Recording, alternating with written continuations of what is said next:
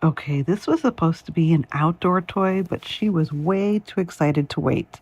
This is a kid's yard tool playset, and the first thing I noticed is how much comes in the box.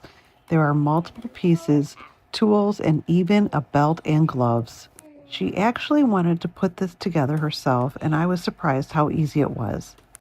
Everything snaps and twists together, no tools needed, and she didn't need much help at all. One of her favorite parts is that you can switch between the mower style head and the blower. She thought it was so cool and immediately had to try both. And yes, it makes sounds and lights up. The spinning blade even glows, which instantly turned this into an indoor yard work game. She's been walking around the house pretending she's doing yard work, blowing imaginary leaves, and taking this job very seriously. I really like that the handle is adjustable because it actually works for bigger kids too. She's 8 years old and it fits her comfortably and it's easy for her to hold.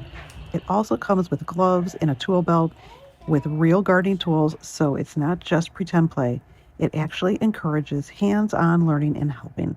Everything is lightweight, nothing sharp, and it feels really safe, which makes me comfortable letting her play with it. She keeps saying she can't wait to use this outside in the spring and summer.